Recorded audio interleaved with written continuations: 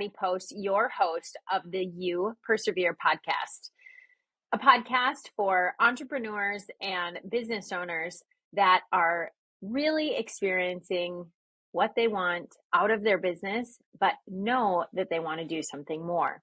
I talk about entrepreneurship, I talk about self-improvement, I talk about family, and all of the things that go into entrepreneurship. And mostly I do it because I want everyone to keep persevering in entrepreneurship. So if you like this podcast, please give it 5 stars. That helps get the reach out there.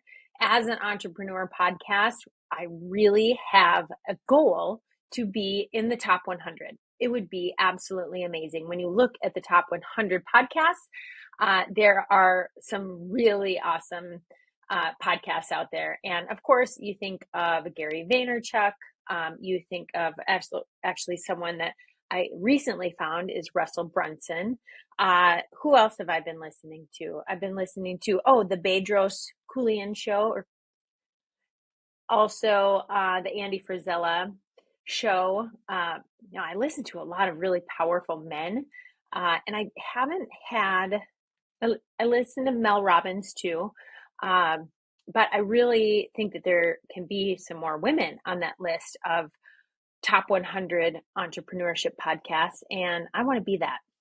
So if you give us 5 stars, it helps in the whole algorithm thing. You know how that goes with the trending. So today I'm going to talk about intentions. And a couple of weeks ago, I had a podcast where I said, I'm going to podcast every day for 30 days, every day. And I put it out there. I did 5 podcasts, and then I went on the road.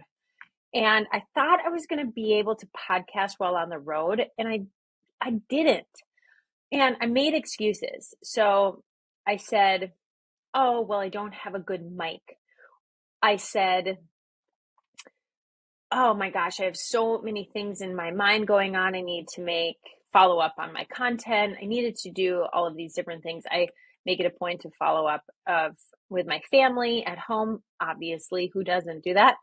And also working out. That's been a really big thing for me while being on the road. I've been in the last 12 weeks, I've gone to 9 states, and it's been a lot of travel and conferences and business trips.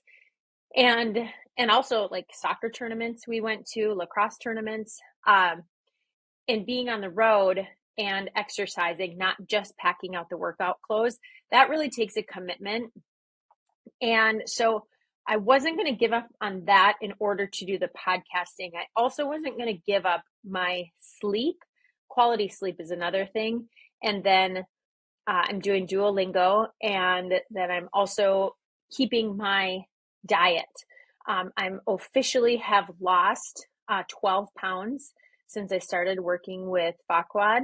Farquad is my trainer, my virtual trainer. And so throwing that podcast in there, just was really hard. And in my mind, it totally made sense, but realistically, I couldn't put in good content. I need to do better planning.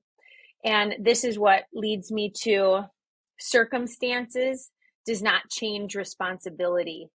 And I really love this saying, circumstances does not change responsibility. I heard this on a podcast a couple of weeks ago, and it really stuck with me.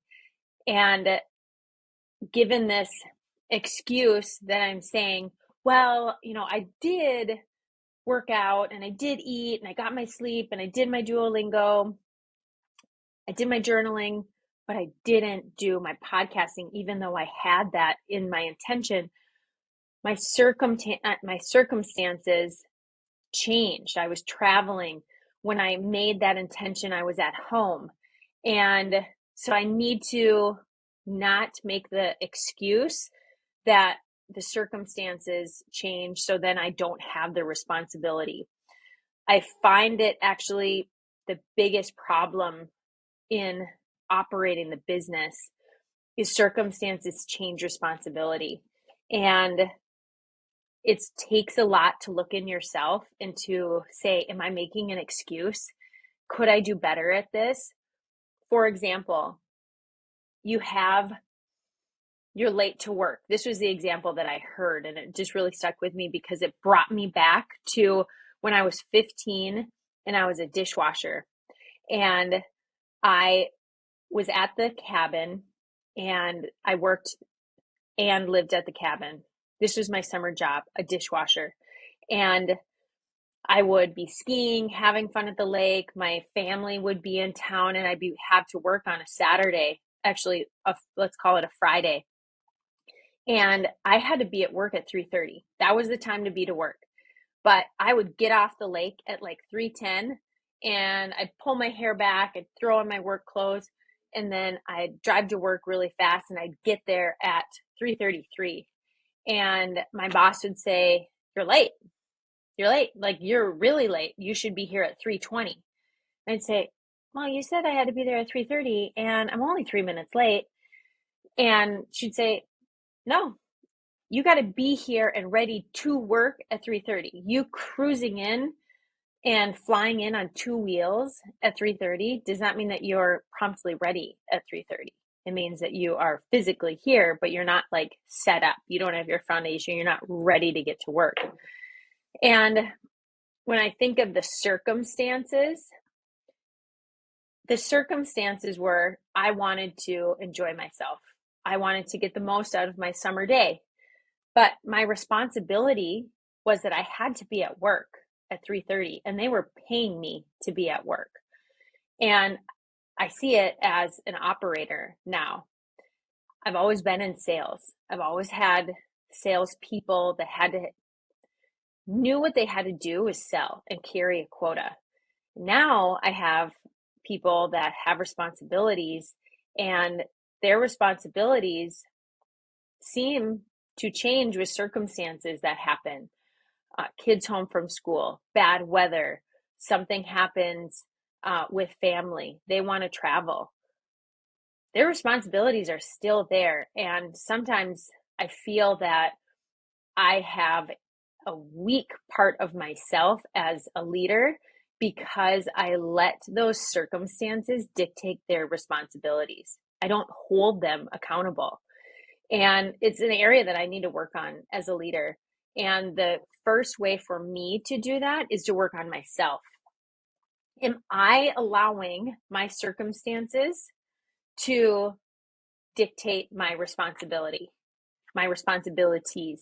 So if it's summer, then my responsibilities don't change. I don't suddenly not have to do the things that I have to do.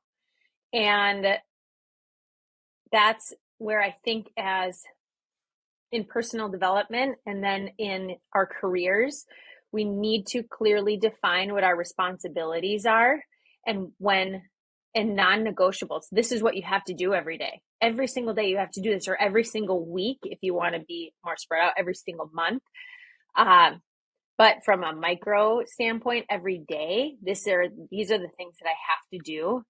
And if you are sick, if your family's sick, if you don't feel like doing it, it doesn't mean that you don't have the responsibility to do it. And it's not going to be, we can't rely on other people to call us out on it. And with that, when they do call you out, it might be that now you lost your job. Because I don't think that as adults, we need to say 1, 2, 3 strikes, you're out. You should have it within yourself. Like, you're morally be like, this isn't right. Like, I know that I'm not performing at my peak.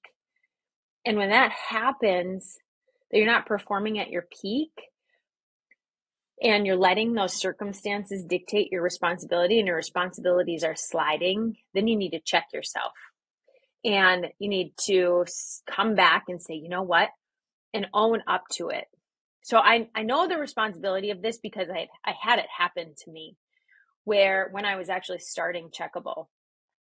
And to get into a very personal story quick, is when I was starting Checkable, I had this idea of Checkable and I gave it to my boss.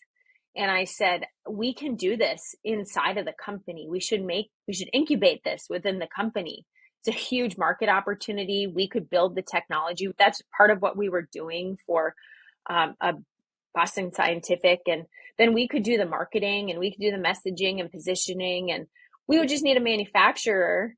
And then we could execute the clinical trial with a partner. So I put it all together. I actually pitched it to him and I was laughed out of the room. Like, it would never happen. It's never going to happen. No one is going to do an at-home strep test. People won't change their behavior from going into the clinic into the home. Well, I had this dream inside of me, and it was insatiable. I could not get rid of it. I couldn't shake it. It was all that I thought about, all that I wanted to talk about. It was the most interesting thing to me, as well as the other accounts that I was working with, the other startups and the other medical device companies that I was working with. I loved what I was doing. I loved the consulting that I was doing because it was very startup entrepreneurship ish, but I couldn't help but have those conversations. I first would have a conversation about the business that I was working on with consulting, but then I would throw in Checkable too. Well, hey, what do you think about this? What do you think about an at-home strep test? What do you think about telemedicine? Like, where do you see that this is going? Where do you see that apps are going? How are we going to be more of a connected society health-wise? Just think back then, that was 2018. Just think of Fitbit. Just think of Apple Health. Just think of PillPack. I mean, there's so many different things that were happening, and I was a part of it, like living and breathing that. But for 9 months, while I was doing my other job, I also was moonlighting Checkable. And that was sort of incubating inside of me. It was very much like a birth, like a baby. And I do consider Checkable like my fourth baby because I put so much time and love into this. It's been a family affair too. Like, if you're an entrepreneur, that your family is just as much into it as you are. Sometimes they're even more so. They can call you on your shit too. They can check you. They live through the ups and downs with you. So, but the reason why I bring up that story is there was a time when we were still doing all right, but I was more focused on Checkable. I knew that I wanted to quit. I knew that there was a time I was going to resign, but I was saving up money and I was waiting for a perfect launch time. And my circumstances, remember what this is, circumstance does not change responsibility.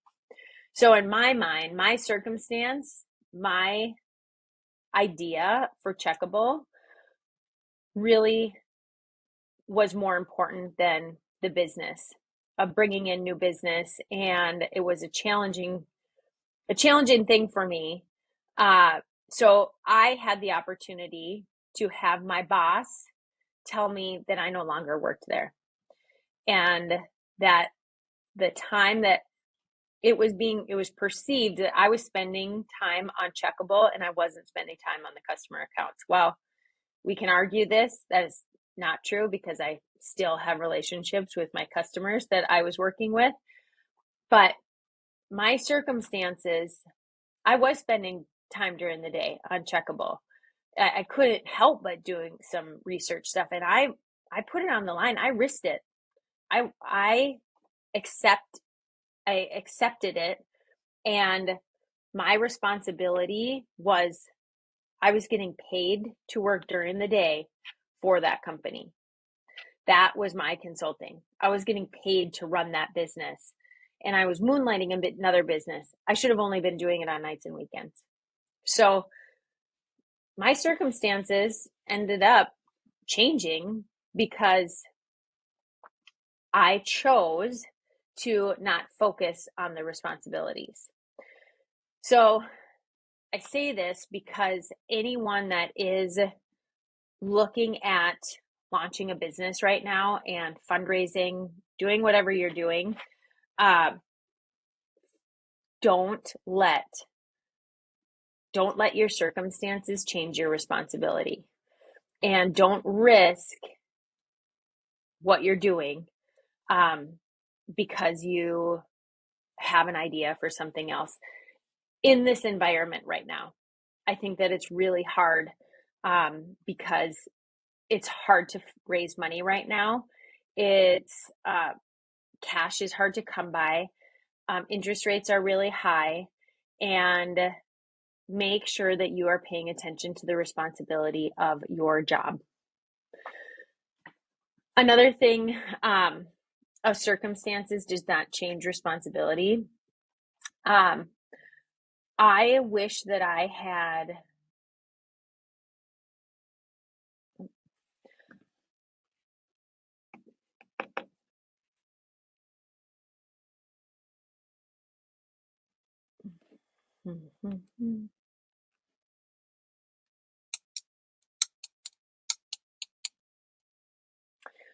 so when that happened, I like knew that it was going to happen, and that's how I started on Checkable full time. And I launched right into fundraising. I launched right into product market fit. I launched right into design, all of the things that I was sort of half baking. And my circumstances changed, my responsibilities changed. And ever since that point, I have been in full alignment of what my responsibilities are. And I don't let my circumstances now change my responsibilities. That was maybe it's a growing up thing, but I do think it's an alignment thing that if you are in the right job, if you are in the right position with your business, if you're the entrepreneur starting this, you know that your responsibilities are at all times. You're carrying it on your shoulders. It's early Saturday mornings. It's early every morning. It's late nights. It's having to do what you have to do. It's traveling, being away from your family like I've been doing. So I hope that this gives someone just a little bit of self-check of, hey, you know what? I could do better.